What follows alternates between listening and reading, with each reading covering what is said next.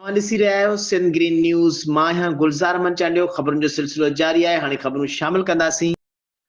शहदाद कोट खां रिपोर्ट कर रहे हैं गुलज़ार अहमद चांडियो। शहदाद कोट में SUP पारां सिंधु दरिया ते शक के नाल ठाहिण ऐं ग्रीन पाकिस्तान जे नाले ते सिंध जी ज़मीन ते वलार ख़िलाफ़ हथनि में पार्टीअ जा झंडा खणी कोटमुट चौक ते एहतजाजी मुज़ाहिरो करे नारेबाज़ी कई। उन मौक़े ते एहतजाज खे ख़िताब कंदे SUP अॻुवाण अलहदाद ख़ुश्क, आसिफ मक्सी, हमल ख़ुश्क, मंसूर मीरजत, सिकंदर ख़ुश्क, फयाज़ मीरजत, ज़ैन सिंधी, मीर आमिर अली नज़ीर कांधड़ो ऐं ॿियनि चयो त अरसा कानून में तरमीम कंहिं बि सूरत में क़बूल नाहे। सिंधु दरिया ते 6 नवां केनाल न ठहणु घुरिजनि, छो त 6 केनाल ठहण सां सिंध जी तक़रीबन 48 खां 50 लख एकड़ ज़मीन गैराबाद थी वेंदी, जंहिं सबबि सिंध बयाबान थी वेंदी ऐं कराची में पीअण लाइ पाणी न मिलंदो।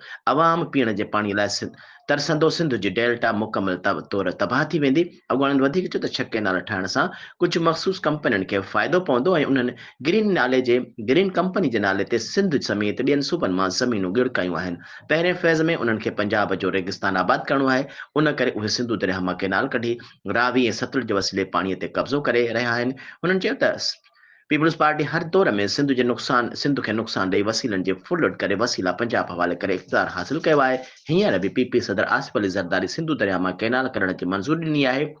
वरी संदसि साथारी क़यादत सिंध में मुनाफ़िक़त सां बयानु ॾेई रही आहे त सिंध असेंबली में वेठल मेंबर ऐं मुराद शाह सिंध जो सॼण आहे त सदर पाकिस्तान आसिफ ज़रदारी ख़िलाफ़ करारदाद मंज़ूर कराइनि। हुननि चयो त जेकॾहिं अरसा कानून में तरमीम ऐं 6 केनाल ठाहिण जो मनसूबो वापसि न वरितो वियो त एहतजाज जो दाइरो वधाए वेंदो।